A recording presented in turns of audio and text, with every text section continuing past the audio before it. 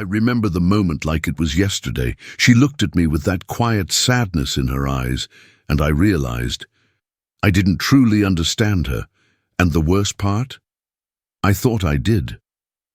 I was showing up, doing all the right things, being strong, giving, trying hard, but somehow it still wasn't enough.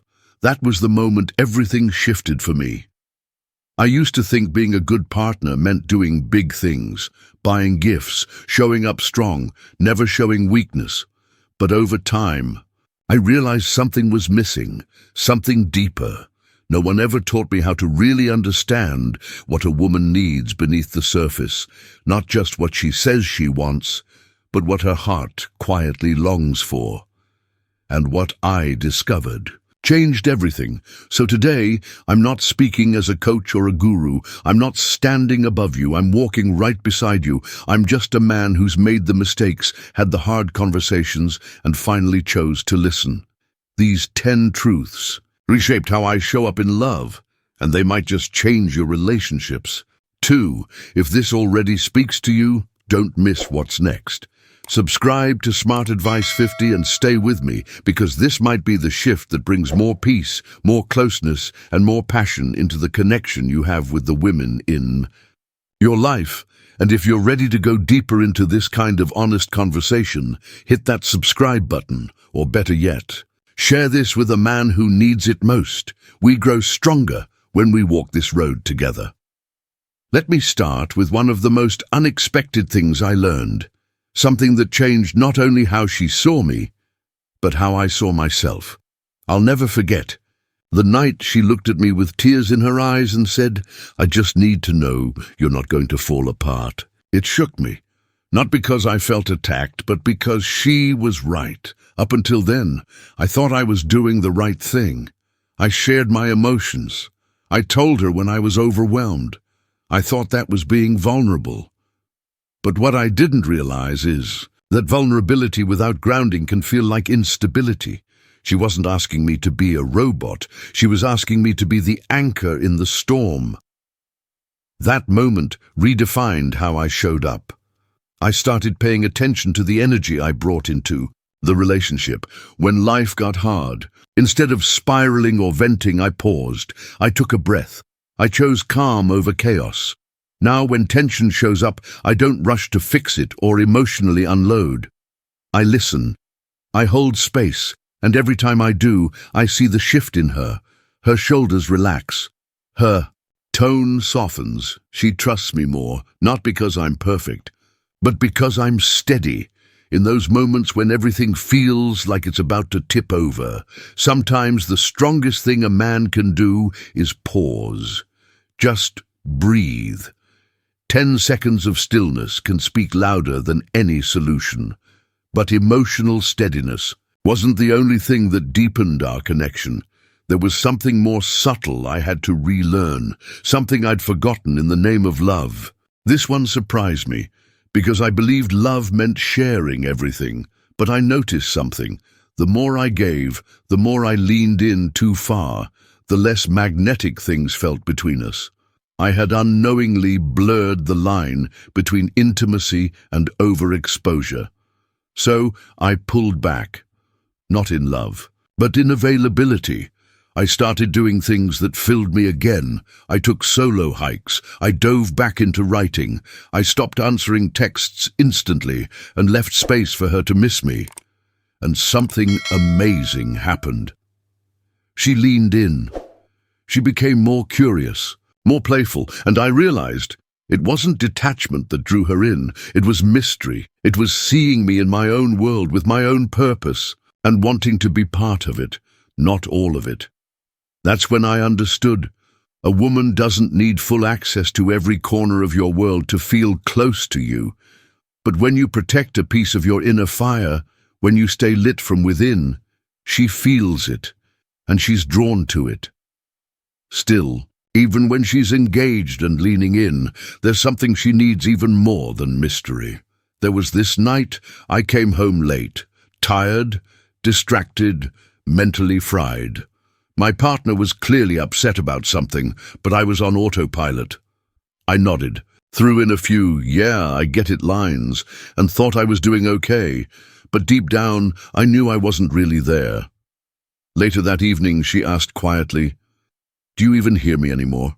That question cut through everything, because I realized she wasn't asking for advice or a solution. She was asking for presence.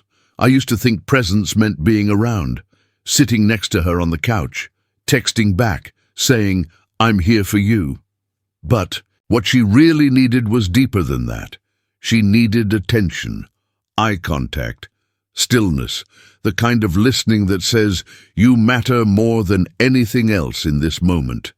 So now, when she speaks, I pause, I put the phone down, I turn toward her, I look her in the eyes, and I listen, not to fix, but to feel.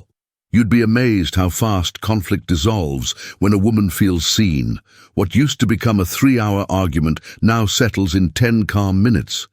Sometimes it's just the way you set your phone down, the way you meet her eyes, the way you lean in with quiet attention. Presence isn't flashy, but to her, it's everything. Even with all that presence and care, there were moments when things still slipped away, and that's when I learned one of the hardest truths about love. Sometimes, strength means letting go. I used to believe that the more I held on, the safer our connection would be. Holding on too tightly, though, became desperation, and desperation feels like pressure, not love.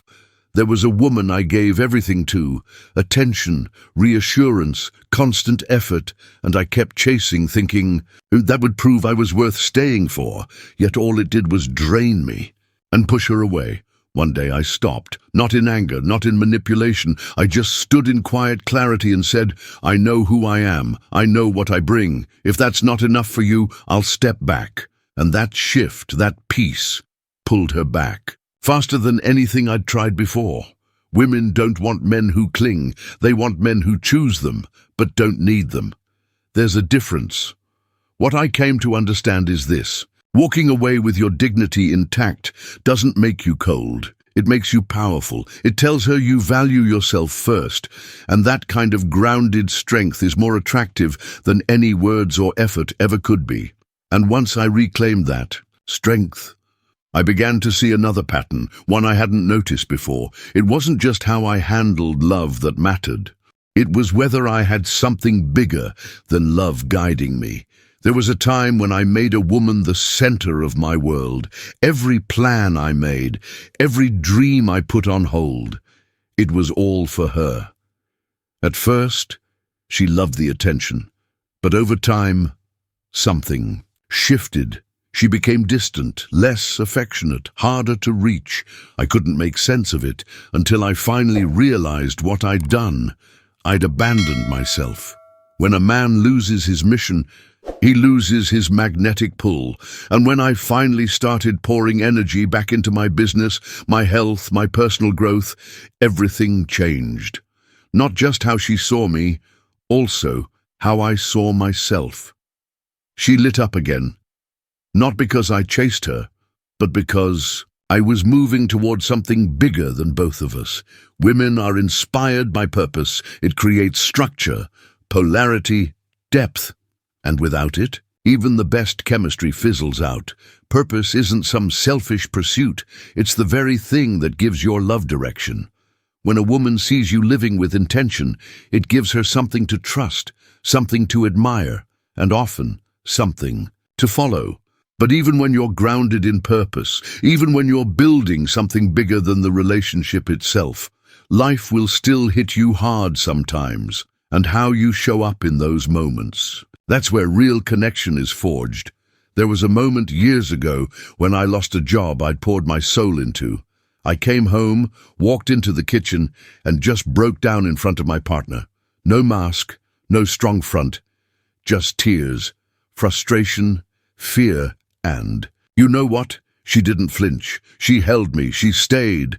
But what mattered even more was what happened next. The next day, I stood back up. I made a plan. I didn't bury the pain, but I didn't wallow either. I let her see me. But I also let her see me rise. That's when I understood the truth. Vulnerability isn't weakness, it's how you carry it that counts. If you bleed out emotionally every time life hits hard, she won't feel safe. She'll feel like she has to become the strong one. But when you open up from a grounded place, from clarity, not chaos, it creates closeness, respect, trust. So now I share the scar, not the bleeding. I let her into my experience, but only when I've steadied my own footing, because that's what allows her to feel close, without needing to rescue me. And as I learned to share from a place of strength, I began noticing another dynamic, something that used to frustrate me but now makes perfect sense. It's the way she tests me, not out of spite, but out of instinct. Used to get defensive every time she questioned my decision, or got quiet, or challenged my logic. I took it as criticism. But now, I see it for what it really is, a test of emotional strength. Women don't test to manipulate you, they test to feel you, to see if your confidence is real or fragile, to know if you crumble under pressure or stay rooted. I've learned to embrace these tests. I don't flinch, I don't get mad, I stay calm, smile even, I might joke, or I might simply hold my position without explaining myself to death. And every time I do, I watch her soften, her eyes change, her trust deepens. I used to fear these moments, now I welcome them. Because when you stand tall in who you are, without needing to prove or defend, she feels safe enough to lean in. Her tests aren't walls, they're doors. Doors you walk through by standing still, but sometimes, no matter how steady you are, she still walks away. And for a long time I thought that meant I failed, that I wasn't enough. But what I learned in those moments of loss is what made me magnetic. I've been left on red, walked away from, lied to. At one point those moments crushed me. I questioned my worth. I replayed every word I said. I begged, more than I want to admit. But the day I stopped asking why and started focusing on who I am, everything shifted. Rejection became redirection. Now, when something doesn't work out, I don't chase, I don't collapse. I bless it, I let go, I keep walking. And the strangest thing? That's when women started noticing me more, because confidence after loss isn't common. It wasn't that I wasn't enough. It's that we weren't aligned, and when you know that in your bones, when you stop seeing rejection as a verdict and start seeing it as a redirection, you become the kind of man who stands taller with every step forward. And as I kept walking forward, I started paying attention in a new way, not just to the big moments, but to the quiet, ordinary ones. Because connection, I've come to realize, is built in the spaces most men overlook. There was a moment, just a regular Tuesday, when I made her coffee exactly the way she likes it. 2 sugars, a dash of oat milk, cinnamon sprinkled on top.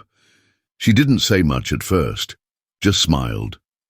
Later that night, she whispered, "Thank you for remembering." That meant a lot. It hit me then. The smallest gestures often carry the loudest messages. I used to chase big moments, fancy dinners, weekend getaways, grand gestures that I thought would make her feel special, and sure, those have their place. But the real magic? It's in the everyday, the way you touch her lower back when you pass, the way you listen when she mentions a stressful meeting, the way you say, "You look radiant today," and mean it.